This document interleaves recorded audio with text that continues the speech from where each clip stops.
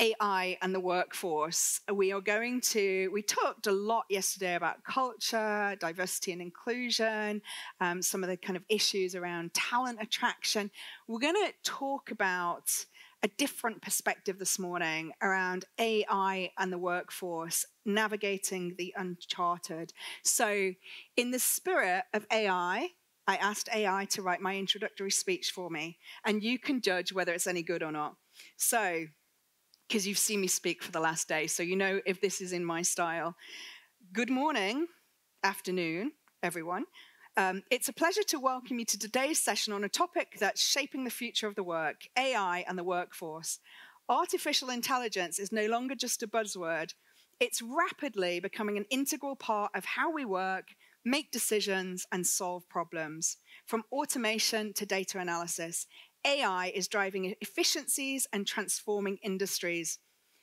But with these advancements come important questions about the impact on our workforce. What skills will be essential in an AI-driven world? How do we ensure that AI is used ethically and equitably? And how can we prepare both our organizations and our people for the future? Today, we'll explore these questions and more.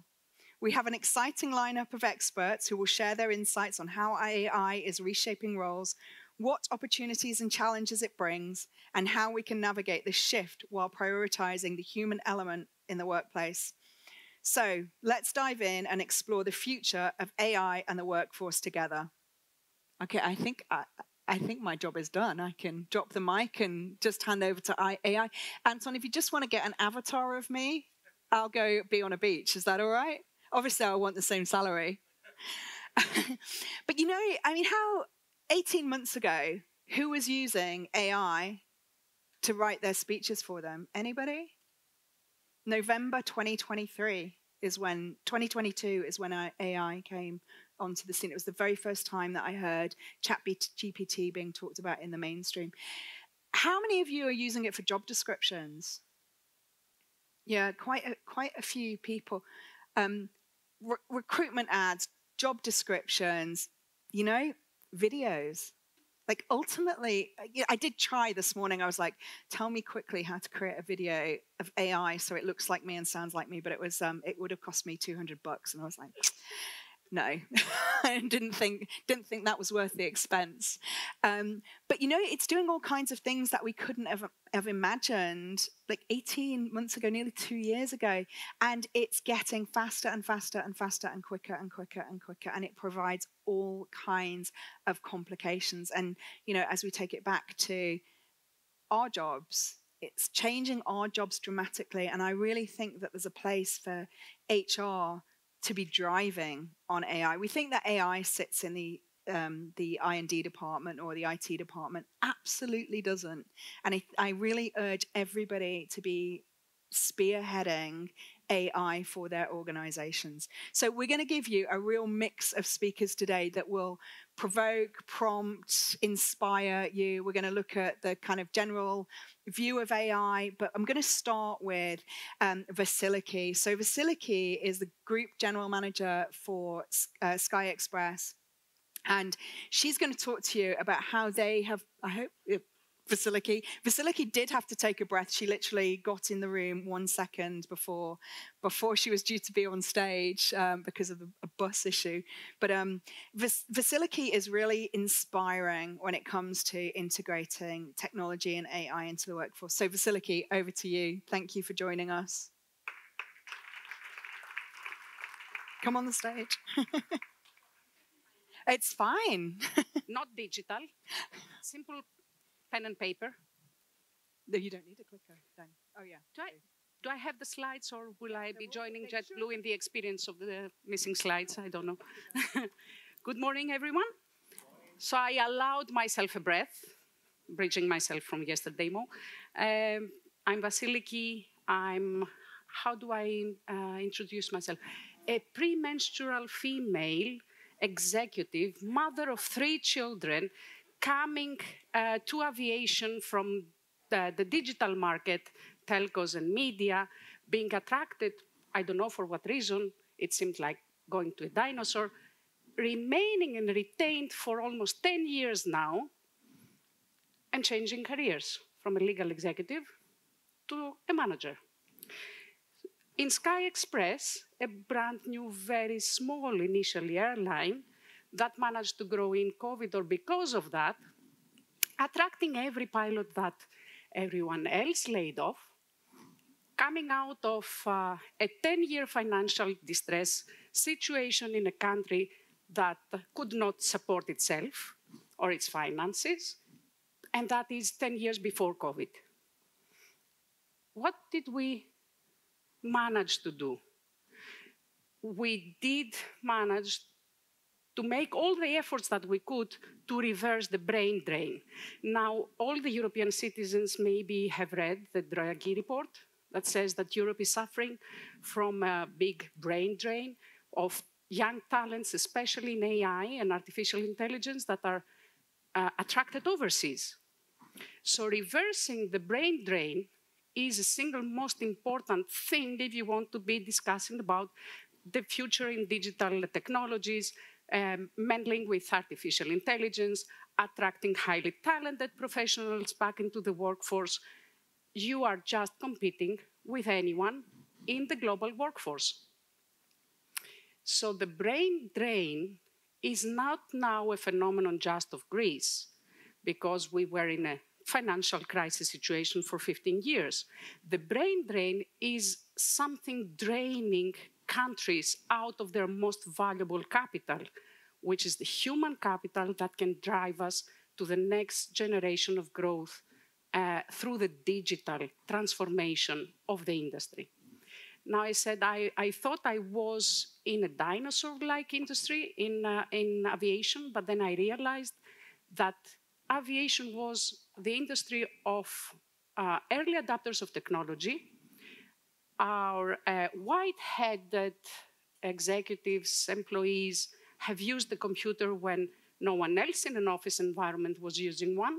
We're discussing data, we're using data. This is a data-driven industry. It's just lagged slightly behind in the development, in the introduction of new technologies. So AI is not something fancy. It is an algorithm. It is digits. It is a rhythm. It is mathematics. It is what Doug did yesterday. It is a drumbeat. And in coming from my tech background, garbage in, garbage out. So if Jane hadn't put the right questions, the outcome, the output of GTP would not be the same. So you need technology to assist you, but you need the inputs. And then you need the empathy. You need to know that you're addressing this to someone that needs to make sense. You're addressing technology to people. So AI, there are industries that are afraid that they will become redundant, as Jane. Jane, though, will not be, because she's still getting her salary full, sitting on a beach, dictating her speeches to AI, to her avatar sitting in Geneva, which I hope to be doing as well. So there are two paths in AI. The one that is supportive, complementary. You need to ask, you need to engage, you need to think what kind of tasks you task the machine and you teach the machine to assist you with. And there is the one that completely replaces tasks, which goes into the robotics. Now, taking it into the ecosystem of Sky Express, what we did is we started trying to engage young people, convince them to return back to Greece in COVID, because we offered sun, sea, flexible work environment, living at home, living as digital nomads, if they so cared, but we needed them to create our own algorithms. That was a very, how should I say, ambitious goal for a small airline of 1 million passengers then and just one international destination. So 24 international destinations after, within 3 years. We have our own dedicated digital lab that is creating our own algorithms, that is teaching our machines with the data that come within the company on how to approach our clientele, being a small airline from Greece, not belonging to an alliance, and not having a lot of money to spend outside. 5 million passengers after, it appears that they were somehow successful. Now, problem being, we could not do their interviews because we didn't know what they knew. We just knew the general direction.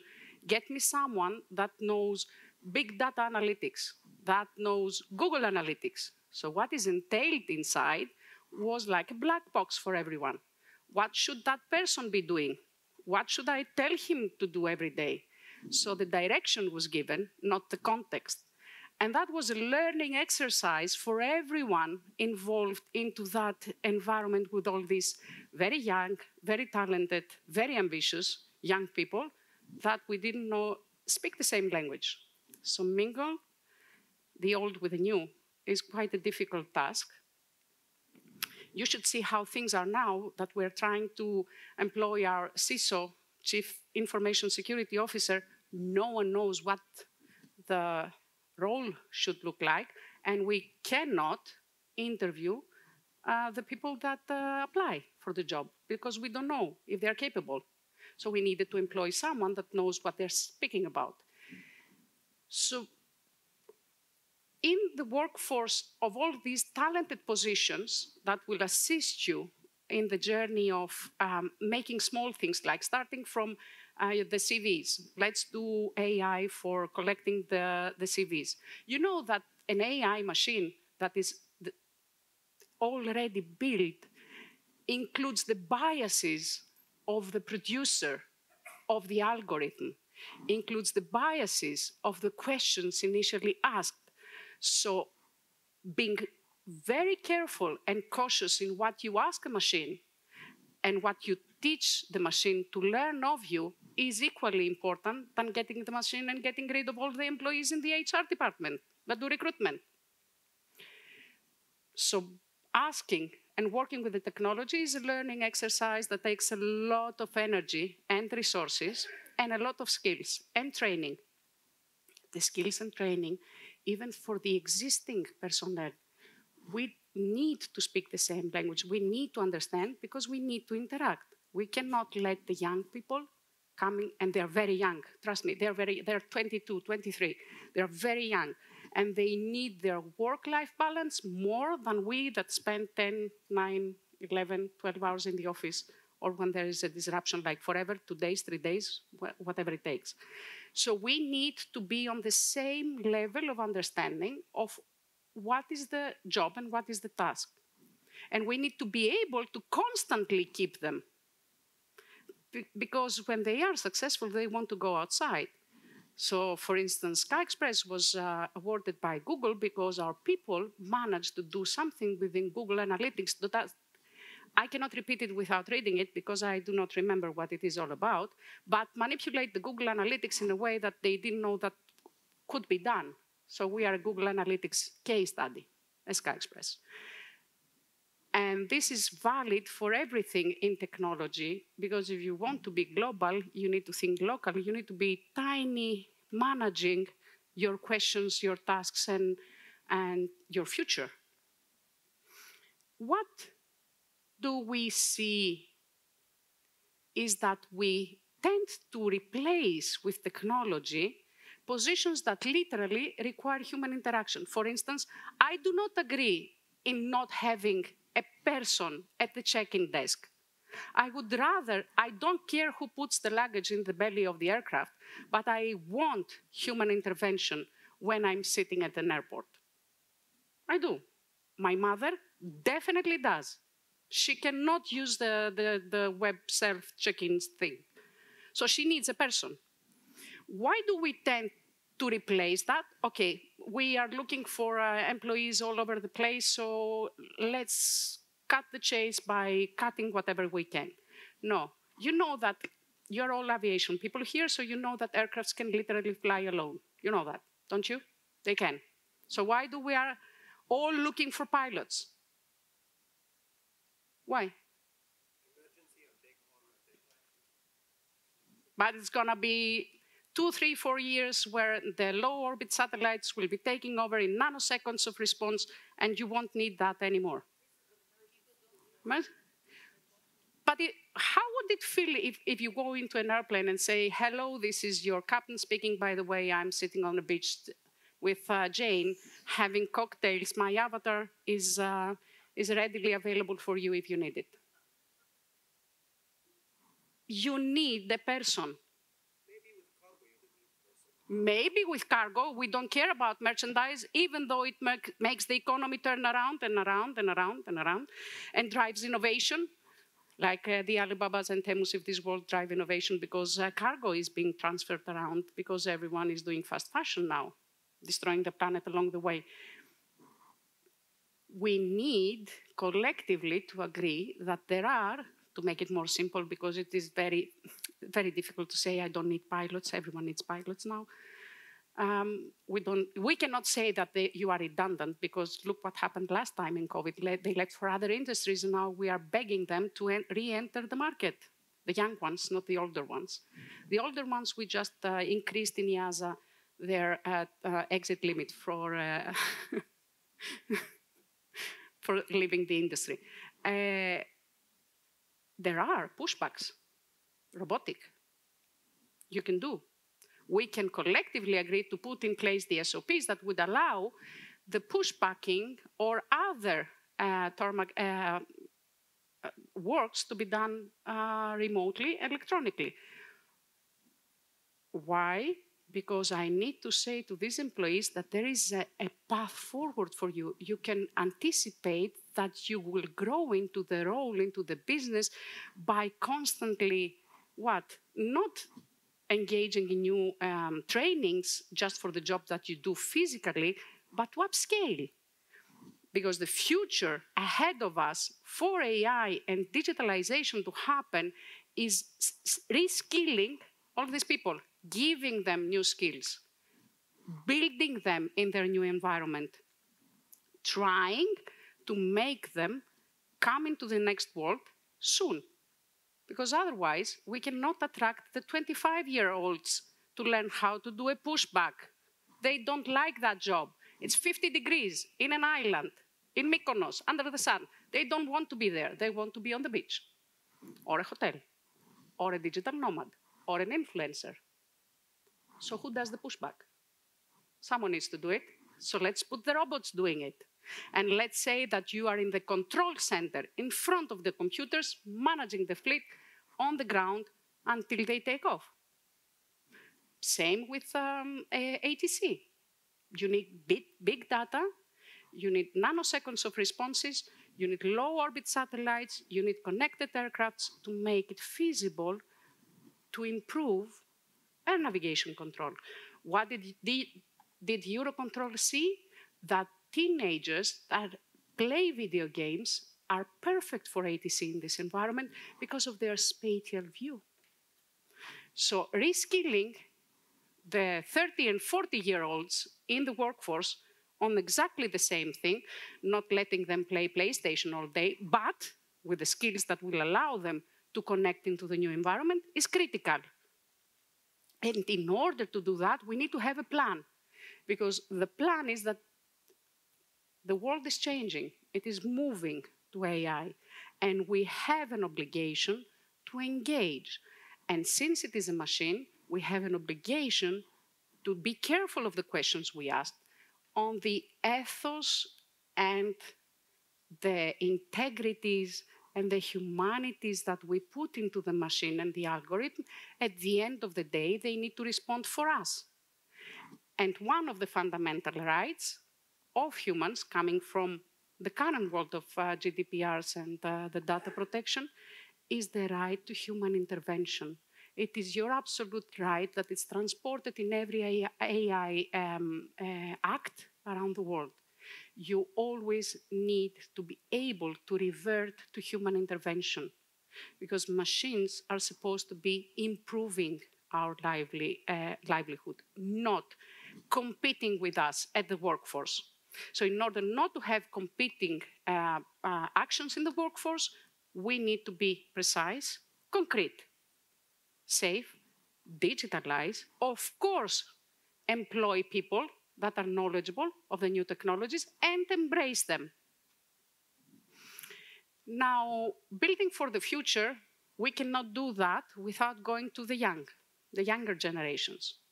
That will inevitably create, Jane bridged with yesterday, I'm bridging. The most important bridging that we will be needing to do as collectively as a society is the digital divide.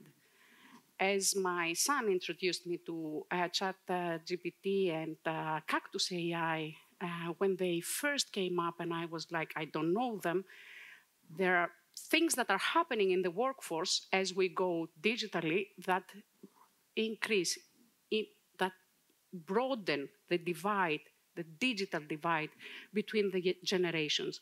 And we have collectively agreed that in order to work for the future with the lack of workforce ahead of us, we need the young and the old.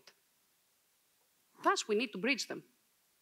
We need to bring them together. They won't be speaking the same language. Training, training, training, skilling, and something that will bring the old to the new.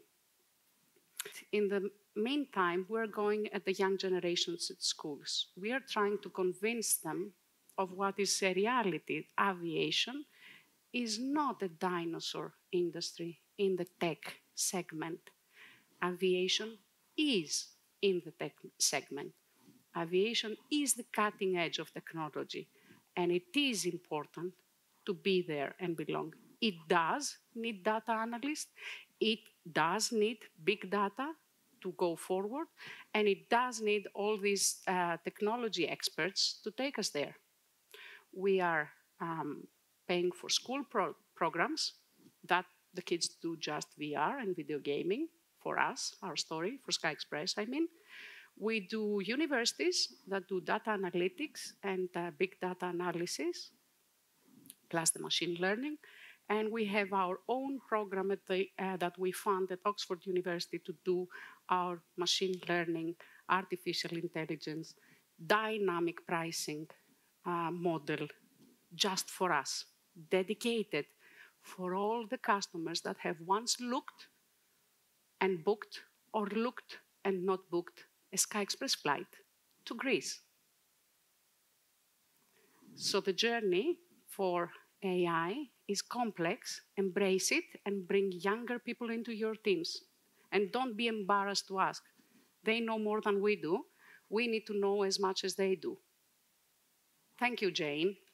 I think Vasiliki set the tone, and the reason we asked her to speak is because she's not afraid of asking some of the hard questions, you know, that we all need to ask ourselves on a regular basis around how do we reconcile these, you know, kind of new technologies. And so she's talking about what they've done at Sky Express, but we've invited Pavel to join us from the ILO, and he's going to be talking about a kind of more a macroeconomic picture around the impact that AI is going to have, not just on roles within the organizations, but the totality of the economy, and how we talked about diversity yesterday. It has the possibility to marginalize even further, which can be really, it's something, again, we need to be really, really mindful. So it's not just around kind of some of the inherent biases, but he's going to talk a little bit about some of the roles that will be changed forever by AI. So Pavel, I'm really delighted that you are joining us today, and I am going to leave you the clicker for your slides just here. Thank you. Great. Good morning. Thank you for this introduction, Jane. It's a pleasure to be here. Thanks for the invitation. I spend most of my time talking to my computer, so it's really nice also to be able to present sometimes to humans what we work on. I guess the next slide comes with the presentation. So I'll be talking mainly on the basis of those 3 studies that we launched in the course of last year. The last one is jointly done with the World Bank, and I'll bring some details from there. I promised Jane that I won't be going into the details of econometric models behind them, but look more into the bigger picture of findings that we see from them. However, if you are interested in those very beautiful equations, then they are in those papers. Why are we all talking about AI these days? This is, I find, to be a slide that explains it quite well. Just to let you know, the timer is not ticking, so I have a risk of going over time. This shows the abilities, each line shows the abilities of AI mapped against the horizontal line, which is the baseline of today's humans' abilities. And you can see how each of those lines approaches that baseline in the recent years, which are mapped on the horizontal line.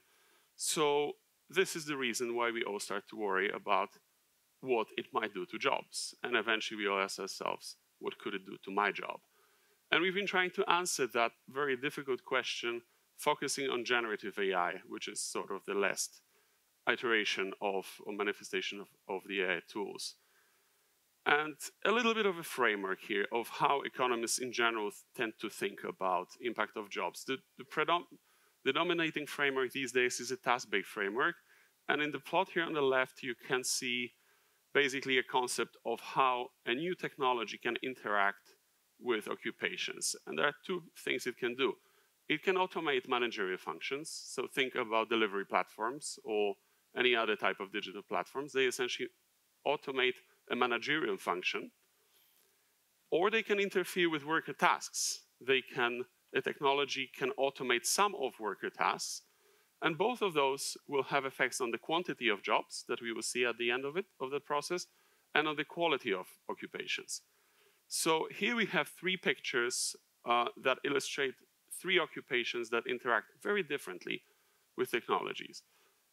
Top left corner, switchboard operators, an occupation that was very present in the past. Last switchboard operators, I think, closed down in 1962 in the UK because a technology that appeared on the market was able to interact so strongly with the key tasks of this occupation that it basically took it away altogether. In the bottom right corner, you have a bank teller. This is an occupation that has existed in a long time, but in the 1990s, when two things happened, connectivity improved, we had internet and ATMs, people started thinking this job would follow switchboard operators. Why was that? Because the key task of bank tellers at the time was dealing with money, with physical money. And something completely different actually happened. The technology reshaped the tasks within this occupation to such an extent that it led to more specialization. The job of a bank teller evolved. Smaller branches were able to open because of connectivity, and actually demand for this type of occupation grew. The whole sector changed, but the bank teller's job did not disappear. So we can see the reshaping effect. And finally, a totally random picture of two gentlemen in an aircraft. It's an occupation that I like to give as example of a deliberate decision of keeping a human in the loop. So we had that discussion earlier about the possibility of automating flights, but there are also other considerations, and I want to park that idea of human in the loop because I will come back to it later, as it really matters in how we apply technologies to work and how we make those choices. So if we take the task level framework, what statisticians do at the international level, they develop descriptions, standard descriptions of occupations. And those descriptions also have tasks, typical tasks that belong to an occupation. You have here a selection of tasks from an occupation of a primary school teacher. This lets us compare jobs across the world, pull together statistics, and we hold an international standard on that at the ILO. So each of these occupations has typical tasks, and what you can do is assign scores of the extent to which you think a given task can be performed within your technology. So we've done that with the technology like GPT or similar tools, and we looked at over 3,000 tasks pertaining to 436 occupations in order to see which of those tasks we think can be performed today with this type of technology autonomously. Once you have that, you end up with something that excites data scientists and economists. You end up with a big data framework, and you can do cool stuff with it. So the first thing we did is take those tasks that have a very high score of potential automation, and we clustered them semantically using a machine learning algorithm. And you can see that these are tasks related to administration, communication, customer service, providing information, responding to inquiries, processing language, or keeping data records. You can imagine if you've interacted with those chatbots, these are like core capacities. But we can do more. We can assign a full distribution of tasks to individual occupations. So here on the left, you have managers, and on the right, you have clerical support workers. These are density plots of scores assigned to each occupation based on the tasks that they perform today as a standard description of occupation. And you can see on the manager's side that most of the scores are to the cold side, to the left. Means most of the tasks that managers perform today are kind of hard to do autonomously with existing technologies.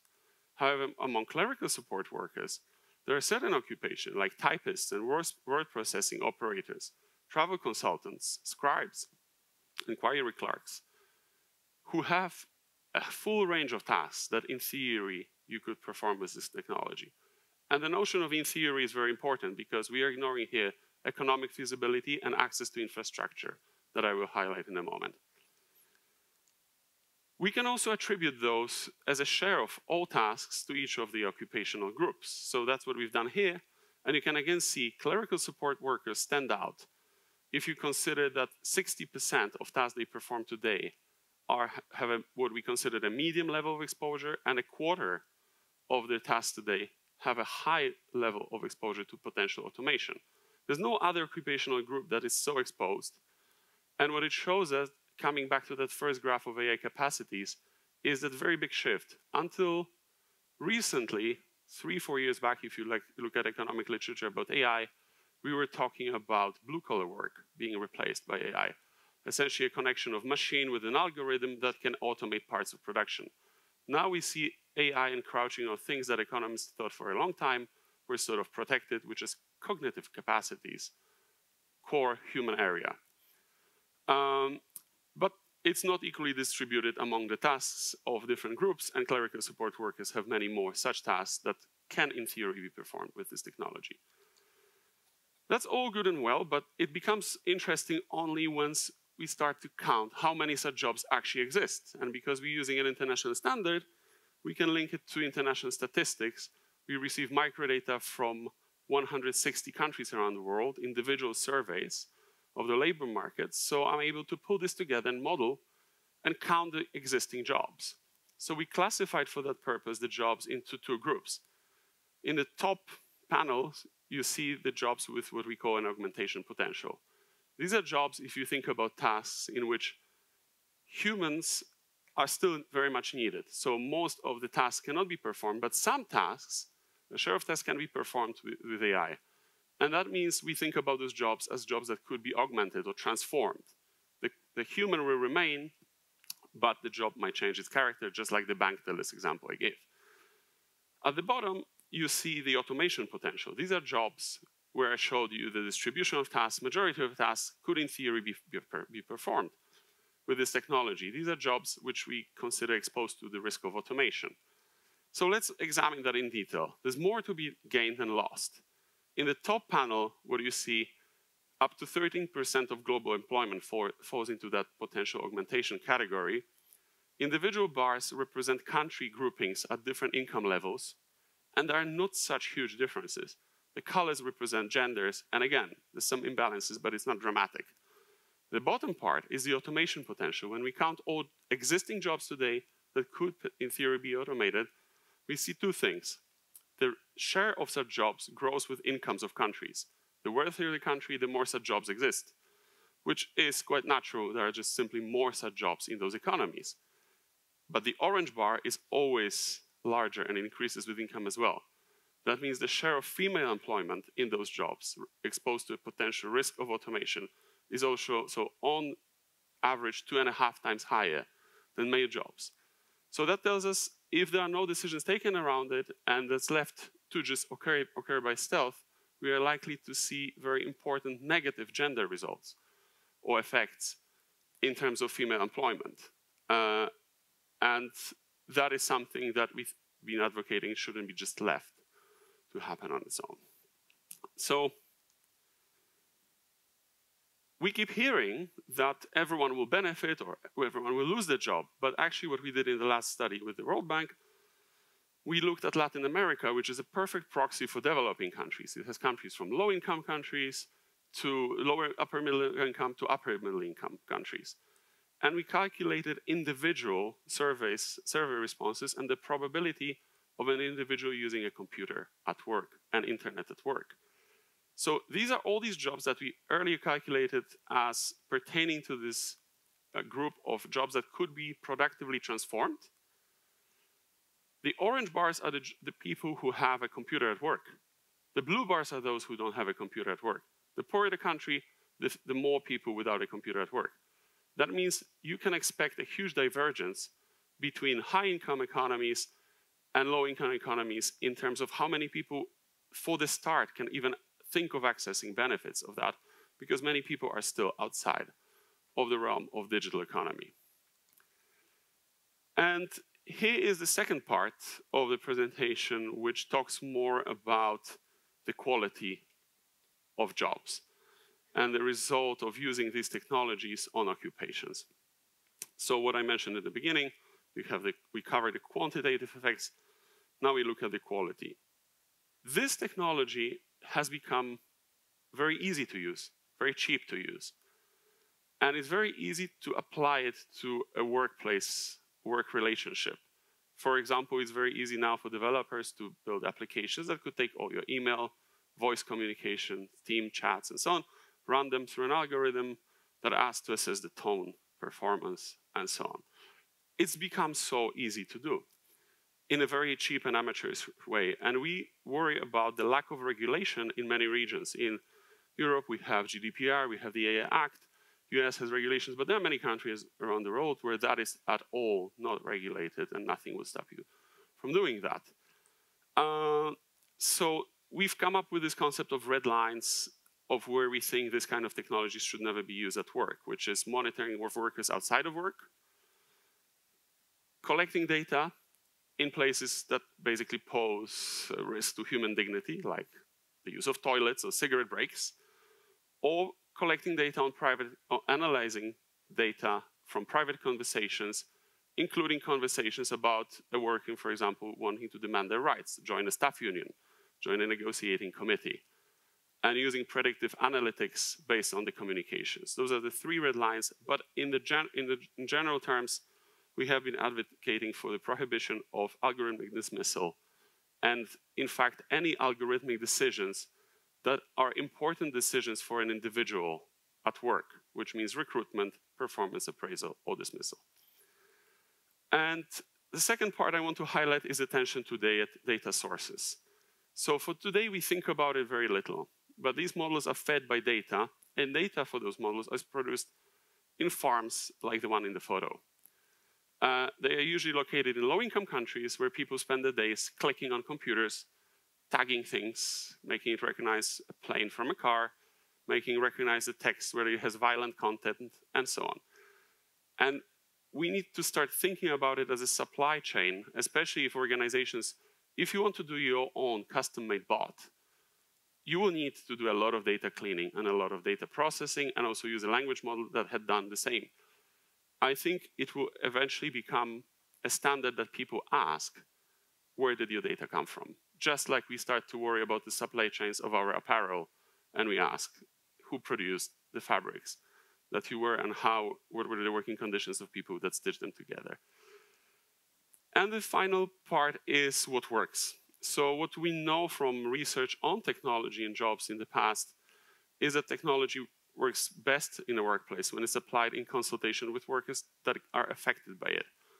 Because you can draw on people's expertise, but also because you can create solutions that are sort of not imposed, but it's really important to think, especially with these technologies, about sandbox settings, feedback loops, pilot phases before it's deployed, and does more harm to people, but also to the reputation of the organization than it would do if there was a consultation.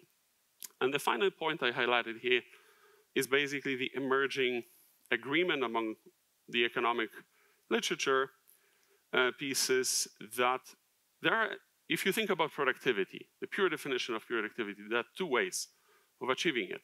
You can produce the same with less, so cut on costs, automate away, for example, labor costs, or you can produce more, a new value added with the same, or with a different input structure. And economists tend to agree these days that the winners in the market will be those who go for the latter, those who are able to combine the capacities of those tools to liberate some of human expertise and time and generate new value added that brings them forward at the market, rather than just looking for pure automation savings. So I leave it at that. Thank you very much, and I look forward to the Q&A and other presentations. Pavel, thank you so much. I'll take the clicker from you. Really, really interesting. I know a couple of you messaged me during the session saying, will we share the slides? So we will do that. We will also be publishing the videos that we've got as well. So we'll share all the links for you for those. So before we go into the next presentation, in preparation for the presentation after that, we have got 2 questions to ask you. So we would like you to go on Slido, and we'll ask the first question, which is, if you are currently using AI, in which areas are you applying it? So if you could pick up your phones, click on the Slido link, and you get a number of different options, and you'll be able to pick multiples of those options. So I just give you a minute to get on Slido.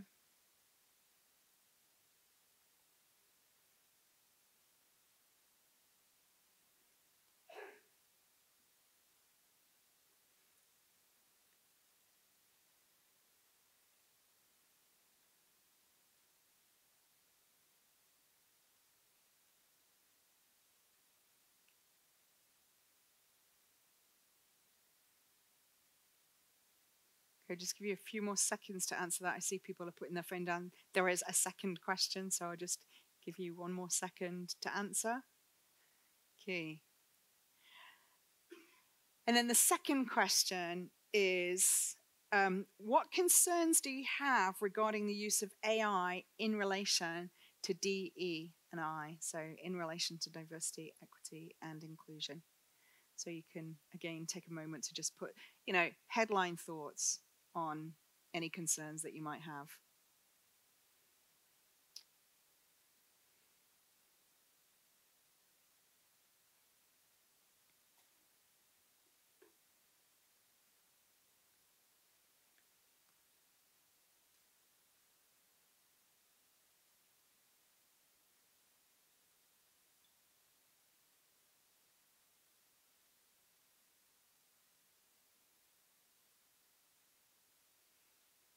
Okay, I'm just going to give you like 10 more seconds to complete that. So it doesn't matter if the sentences are incomplete.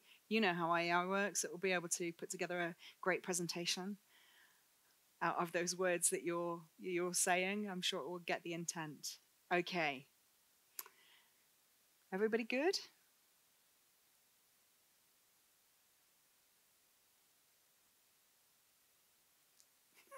Tony, are you good? No worries, it's fine. Okay, so I'm delighted to invite, we've talked about an aviation company. We've had a macroeconomic view of how things will change. We're delighted to invite Andy to join us, and he's going to give a perspective as a kind of provider looking at the industry, but also looking at other industries as well, and talking about some of the themes that he sees happening. So Andy, I'm delighted to invite you to the stage. Thank you. And again, I'll just leave your clicker there for you. Thank you very much. Good morning, everybody. Thank you very much. I'll try that again. Good morning, everybody. Good morning. It's a pleasure to be with you today. As Jane said, my name's Andy Parker. I'm based in London, although I've actually spent the majority of my career in Singapore. I am from an organization called Innersight. It was founded by the gentleman on your screen, who is the late, great Professor Clay Christensen of the Harvard Business School. And Clay is best known for his theory of disruptive innovation. And as you can see, our purpose is to empower forward-thinking organizations to navigate disruptive change in the future. And since I've been back in the UK, I have had the pleasure of serving a leading airline group, helping them think about what could the world look like in aviation and travel in 2040? And how do we prepare for that? And what should our innovation agenda look like? And when you think about that sort of question, you start to think about what is going to happen in terms of traveler behavior, what is going to happen in terms of workforce dynamics, and of course, what is going to happen in terms of technologies. And AI is one of those technologies, of course, that we have to consider. And the key point I really want to make today is, no matter how profound we think this technology is, AI, and it will change the way that we work and live, it is still something that we are placing in the hands of humans. Those of you in this room, the people that you call colleagues in your organization. And it is a general purpose technology like the steam engine, like the PC, the internet, the semiconductor. So we really do need to consider what I'm calling building a AI-ready culture. And that's what I want to talk about today. And I really have 3 points. The first, that cultural transformation is going to be essential to your organization if you want to successfully integrate and incorporate AI and unlock the value potential it represents. The second is that culture change starts with your leadership team. And the third is that there are 5 behaviors that will drive innovation in AI and the culture change that you need to oversee. So in terms of this first point, every organization, the leadership team of every organization really faces 2 fundamental challenges when it comes to AI transformation. The first is what we call transformation A, that we need to optimize today's business with AI.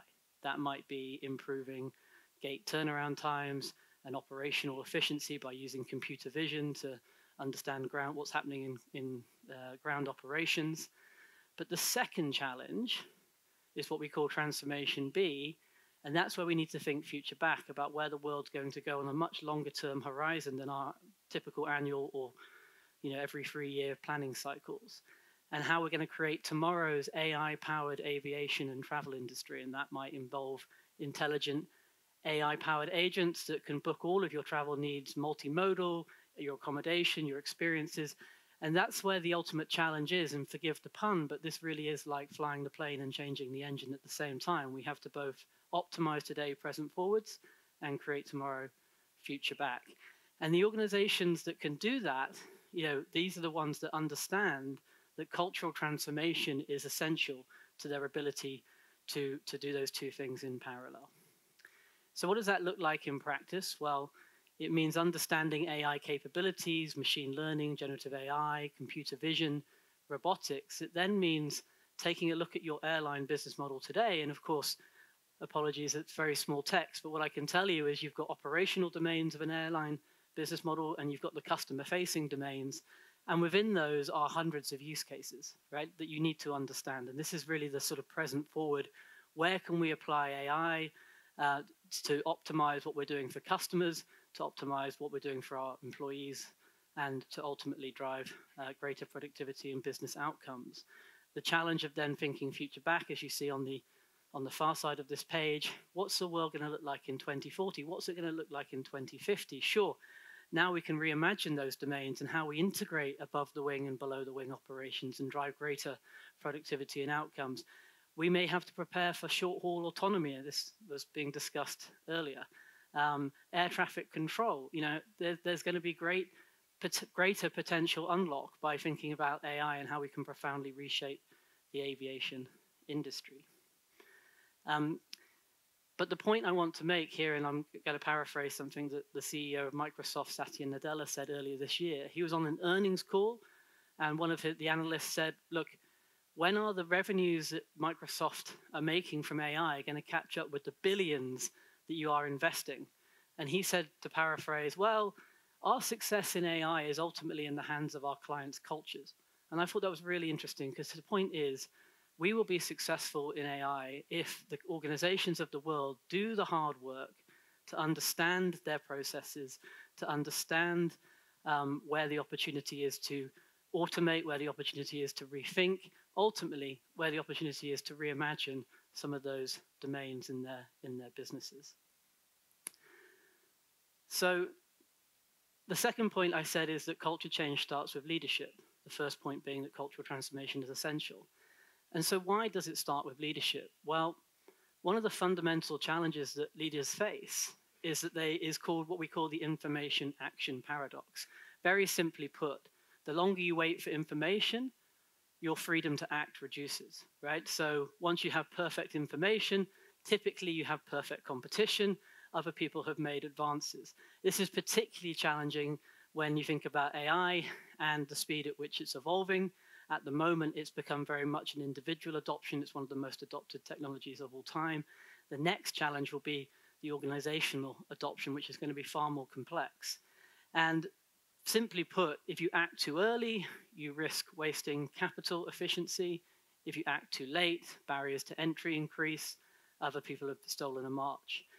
And so the reason this is a leadership challenge is basically making decisions, resource allocation in the absence of perfect information. That's one. The other is a mindset shift. You know, this challenging when you hear assertions around your organization's AI can't replace this, it can't do that. Well, it's to challenge that.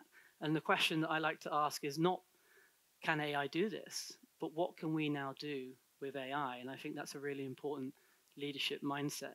I think also leaders, some of the organizations that I've seen that have the most urgency and momentum around AI transformation are those whose leadership team have actually used it themselves, who've actually used a large language model or generative AI and have demonstrated that curiosity to see what is the value here for our organization and our industry.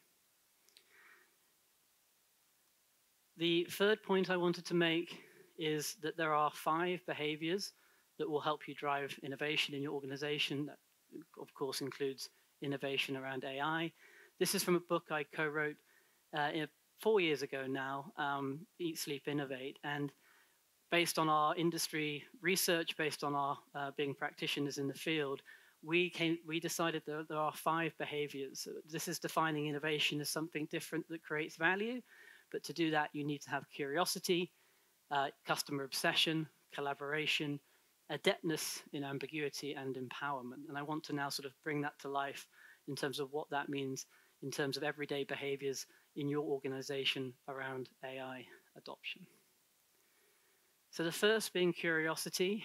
This is that we question the status quo, that we consistently consistently search for different ways to do things, that we are bold and big in our thinking. Not, again, you know, AI is going to drive productivity gains for sure, but that's not all it can do. Actually, the bigger picture, much like many general purpose technologies, is how can we collaborate across our ecosystems? How can we do things in fundamentally different ways beyond the use case by use case approach? That we seek to continuously learn, you know, that we're asking the art of the possible, that we're questioning, you know, what if? We're keeping possibility open, that we're perpetually paranoid about the future and asking what that might involve. So first is to drive curiosity into your organizations. And I said with the leadership team, that is really, have you experimented with it yourself? In fact, I was recently with a group of IT leaders, and it was amazing to me that that room also pushed on the curiosity to experiment, to try, to learn. The second is customer obsession. And this is really about understanding your customers, of course, their travel itineraries, the traveler journey, really grounding yourself in what people are trying to get done in their lives for which AI could be a better solution, rather than where does this solution fit. It's really grounding everything in real needs and problems around your consumer choice, around the customers, around your partners and your suppliers. And that's the final point here about being customer obsessed. Means understanding your broader ecosystem. You know, you operate in very complex industry, and there are many partners that you also need to consider. And so how do you drive an AI transformation in terms of the consideration of the greater ecosystem in which you operate? The third is collaboration. If you're an airline group, that might mean across your airlines or within your airline or across your teams. But really, this is about multidisciplinary teams. That might be coordinated by a center of excellence or not, but it's about people who fundamentally understand the business, the managers, and then, of course, AI specialists working through present forward use cases, but in parallel having teams who are trying to reimagine that future back and drive more greater outcomes in parallel. It means having collective goals across the organization and making it very transparent the progress that you're making or not against those initiatives. The fourth behavior is adeptness in ambiguity, which is really a fancy way of saying experimentation. It's about understanding that nobody knows the future. That needs to emerge. Therefore, we need to understand the assumptions that we are making. We need to understand not all assumptions are created equal. There are critical assumptions, what we might call outcome determining assumptions, and that we need to essentially de-risk what we're doing by learning as much as we can, spending as little as we can, right? And this also goes to the point, I think it's also been raised yesterday as well, around psychological safety, the celebration of intelligent failure versus preventable failures and how we do that. So this is the fourth behavior, about de-risking what we're doing, celebrating judicious risk-taking, but ultimately learning what works, what doesn't work, and scaling accordingly. And the fifth behavior is empowerment. So this is creating initiative amongst our teams. It's about creating resources for people to go and do that. It's about removing blockers, and there's all sorts of blockers we could talk about, data access, etc. It's about making deliberate choices. This is our AI program. This is what we're going to do. These are the business outcomes we're seeking, and we're not going to do this, so that people feel they have clarity on what they're empowered to do and not do. And ultimately, again, empowering people not just to drive present forward incremental use case, but by use case, which of course is very fine and necessary work, but it's also encouraging them to think about reimagination and those possibilities about what can we now do with AI versus can AI do this. And I wanted to share one story from outside your industry to sort of bring this to life. And this is from DBS Bank. Perhaps some people in here are from Singapore and might be customers of DBS, not sure. DBS Bank was not a very good bank 15 years ago. It's now the multi-award-winning world's best bank, world's best digital bank, and many other accolades. And its transformation really began in about 2012. They first started experimenting with AI in around 2014. And so their transformation really is based around three pillars. One, let's be digital to the core. Two, let's embed ourselves in our customer journey. And three, let's create a 22,000 person startup culture is what they called it. And if you speak to any of the leaders, and the chief transformation officer was a co-author on the book I mentioned earlier, if you speak to them, they will tell you, we would never have achieved our goals in those first two pillars, digital to the core and embedding in the customer journey, if we hadn't had a purposeful, intentional pillar driving culture change around a set of behaviors very similar to the ones I shared earlier. But I want to dive into the AI transformation, and just by pure serendipity, they actually became a Harvard Business School case study just this week on AI. They have 800 AI models, they have 350 use cases, and they estimate $1 billion of economic value will be created through their AI program in 2025.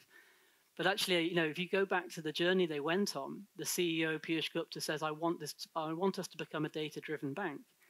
And they started to make progress, but immediately blockers come up. The first blocker, data access. Who actually has ownership of the data and the security of that data? Typically, it sits in the IT group, and they are incentivized to protect that data at all costs. So the first blocker is, how do you fundamentally help data scientists get access to data? So they came up with a role-based, firstly, they put all the data in one place, and then they came up with role-based access. They also had to transfer ultimate custodianship and ownership of that data to the business versus the IT group. So that's one example of a blocker that had to be removed. The next is that whilst the data scientists were doing magical things with modeling, translating what those models said into something that a business leader could make a decision against was proving very difficult. To actually translate complex models into a set of business decisions. So they created the role of the data storyteller to create that bridge between what's the data saying and what's the ultimate decision we're going to make. And this is why I wanted to bring this story in, because the true cultural unlock to becoming a data-driven bank was actually a leadership challenge. It was having senior bankers that had operated for decades in this industry and were used to operating off their heuristics, i.e. their judgment, their gut instinct, to actually get them to instead, rather than give an opinion, to ask a question, to say, okay, what have we learned this week from the data? What are we going to do next week to learn more? And that actual mindset shift at the leadership level was the true unlock to becoming a truly data-driven bank. And I felt that resonated with what I wanted to share with you today. So to recap, no matter how profound we think AI is as a technology, and it is, it's going to be put in the hands of our people. Number one, that cultural transformation is essential if you want to incorporate AI successfully in your organization, both present, forward, and future back. Culture change starts with your leadership team, and there are 5 behaviors that will drive innovation around AI and culture change and transformation in your organization. Thank you very much for having me today. Andy, thank you so much. We put a lot on our leaders, don't we? Leaders for culture, leaders for D&I, leaders for leadership. But really important. Thank you so much for taking us through that. Okay, so we do put a lot on our leaders to deal with things, but we also have people down in the kind of doing the jobs. And the next 2 people I'm going to invite to stage for you, Arpad and Clara. They're going to give a very practical experiences. So we've had what I would say the kind of more theoretical around the kind of global economic piece, and then we've looked at Andy's perspective on how do you bring that to life in your organization. They're going to talk about their perspectives. So Arpad as a recruiter. Now we've heard a little bit that recruiting is changing rapidly, and Clara works at Amadeus as their global head of D&I. So we're going to invite them to yesterday we had a fireside chat. I want you to imagine a bar, because we talked about cocktails on the bar. This is a beach bar somewhere now. Where do you want to have your beach bar conversation, Arpad, Clara?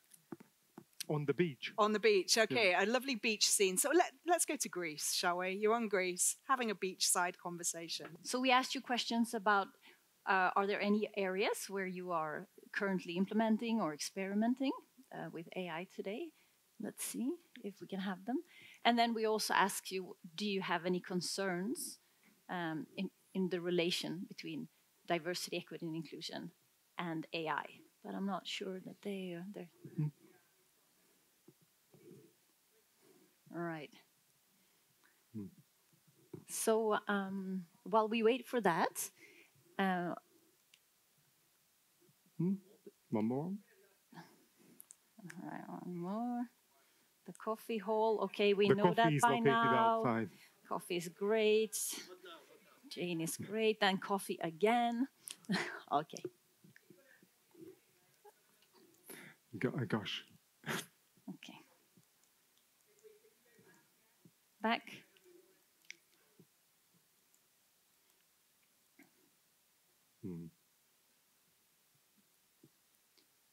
Goodness.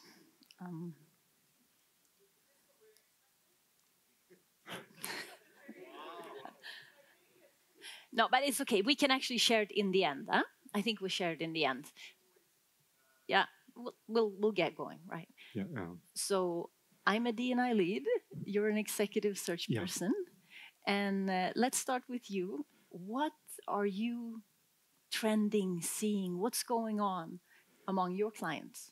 Yeah, so we work across industries. So aviation, airlines is one sector that we deal with, but we work in the broader industrial sectors like energy, manufacturing, renewable energy especially.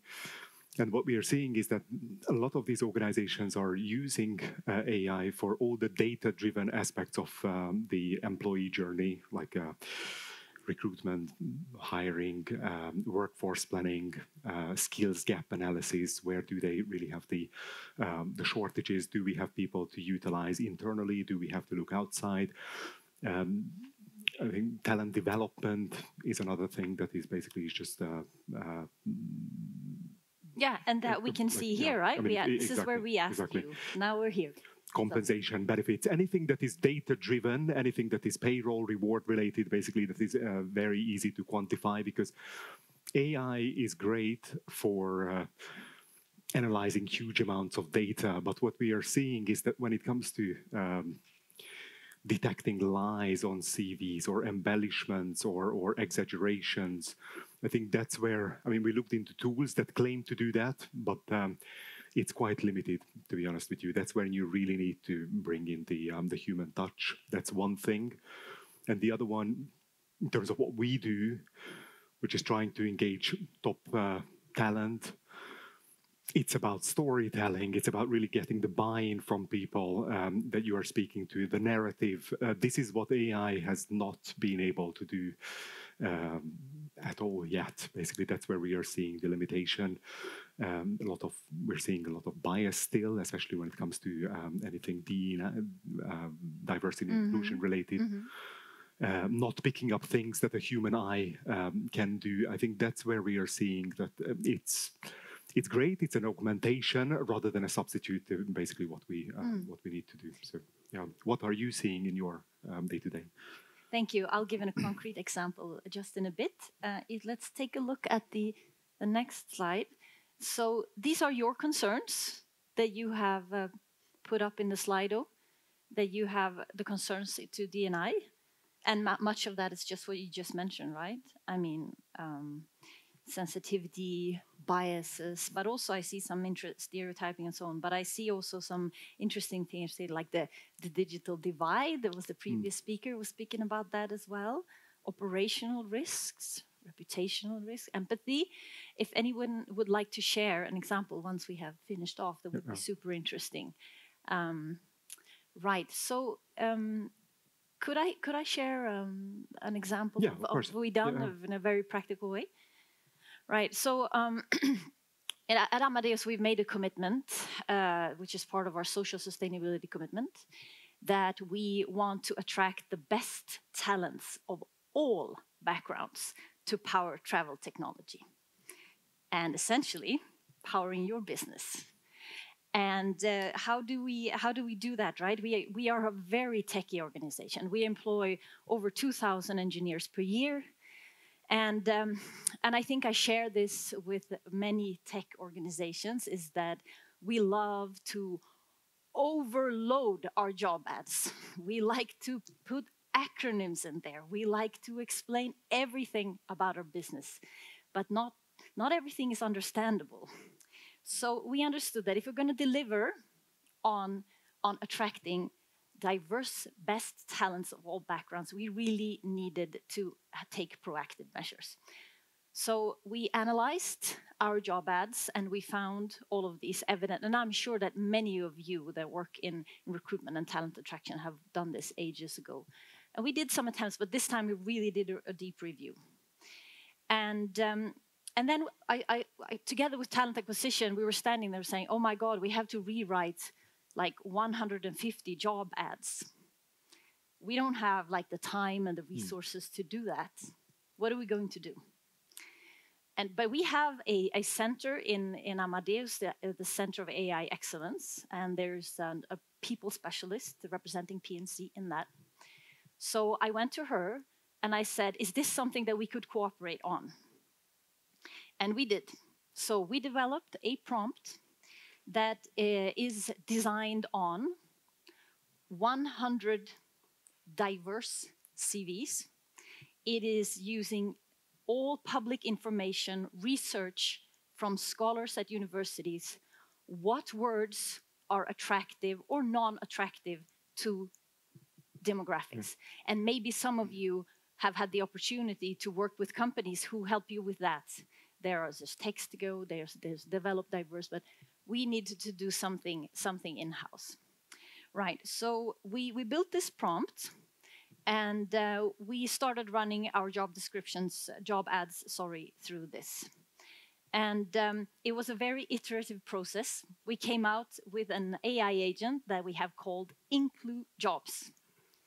So what it does is that it removes biased words, enters new and inclusive language, it shortens the job ad, it removes acronyms, it even corrects all the spelling mistakes, and makes it using simple, attractive language understandable for everybody, checked for gender, ethnicity, race, ability, age, etc. and to work in many cultural contexts. So what did we learn from doing this, right? We understood that it's very important to use explainability in everything that we do. That's one of the guiding principles that you need to do when you implement AI. So not only when the recruiter is sitting there with their job ad, not only does it rewrite it for you, so I put in an old job ad, I get the new one, it also interacts with the recruiter and saying, I'm changing this word because this attracts to these certain groups. So at the same time, it is also upskilling our recruiters, which down the line is going to lead to less biased hiring and more awareness of how recruiters work. And also to conclude, as AI is changing all the time, it was very difficult for us to produce like an instruction video to the recruiters. Do like this, do like that, I don't know, because you never get the exact same result because the tool changes every day. Yeah?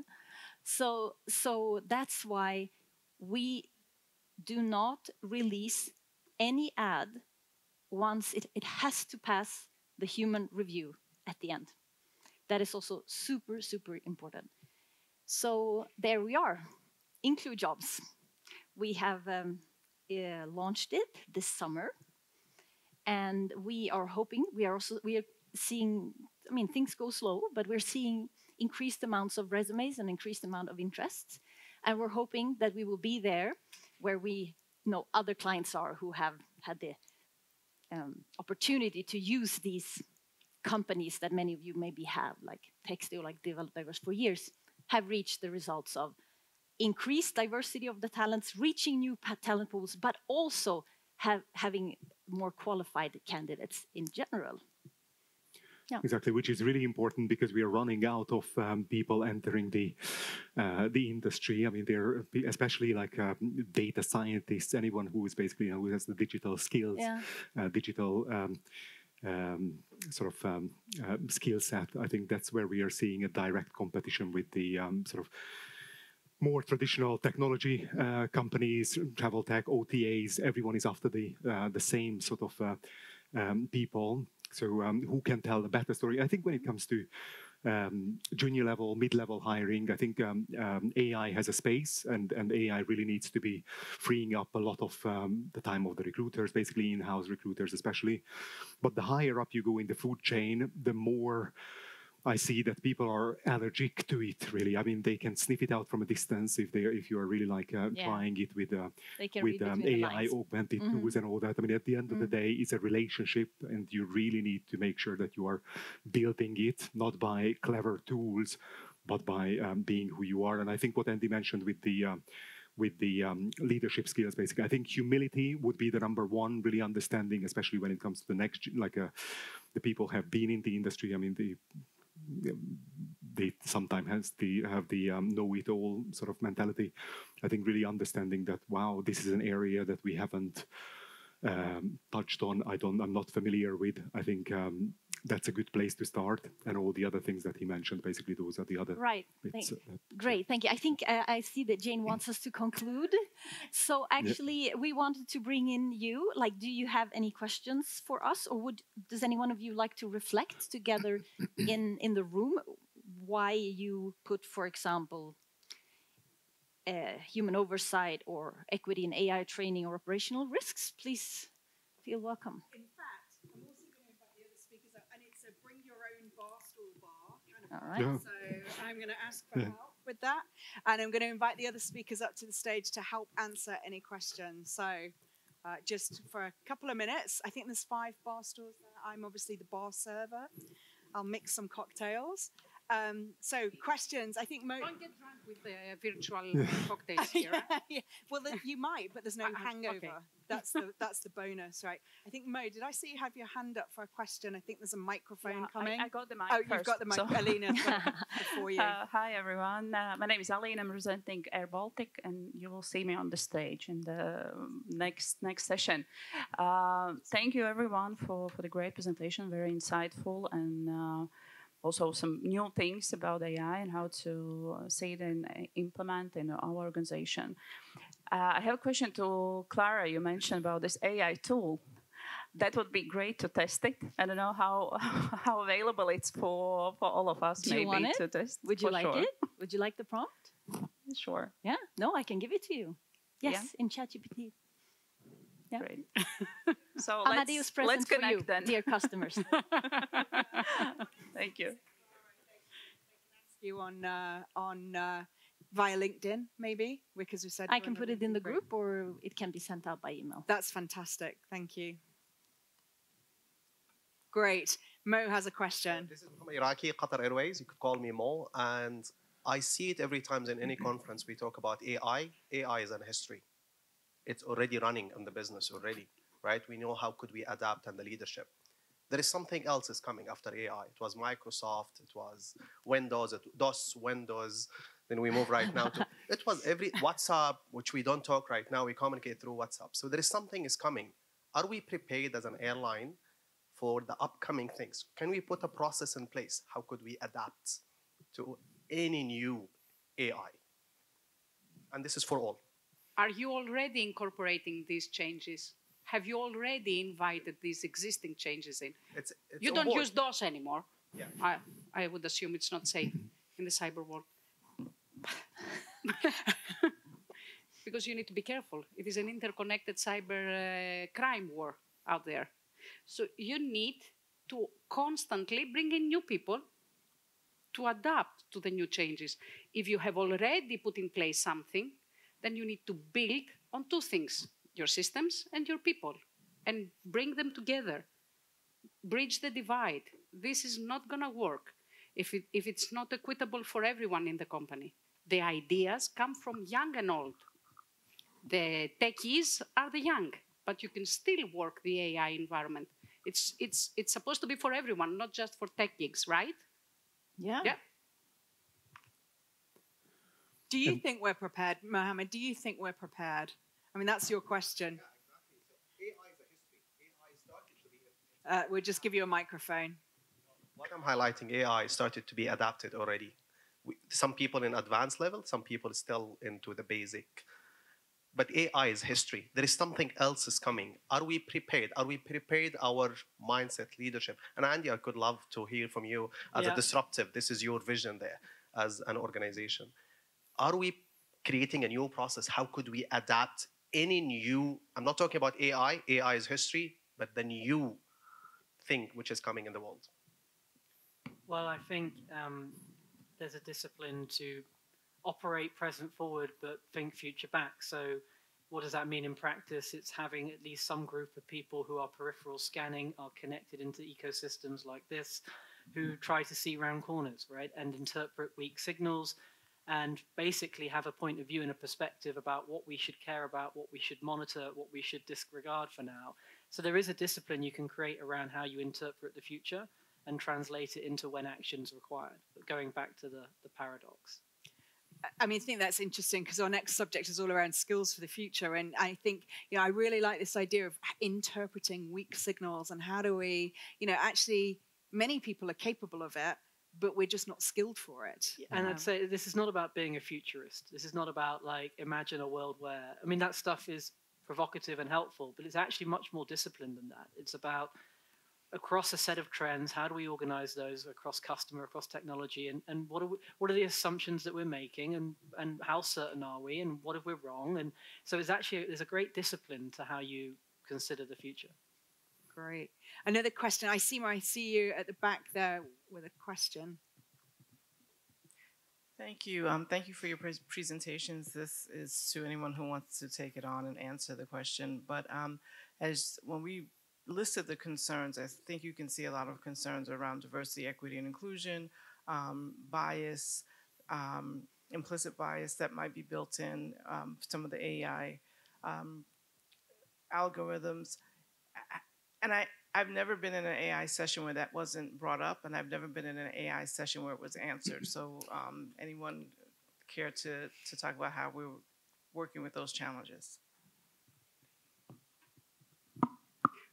The biases that, sorry for the, I'm not a tech, so I'm a lawyer, so bear with me. The biases that are embedded in the algorithm is the outcome of the questions asked and the comfort of the answers received on the basis of what you try to achieve by incorporating that model. So say, for instance, the most Netflix-like documentary, visual recognition. That ended up to have the most bias of all because it could not fairly recognize anything that was not of a white Caucasian, right? So it was a glitch in the algorithm that has to do with the developers and the people that are in there.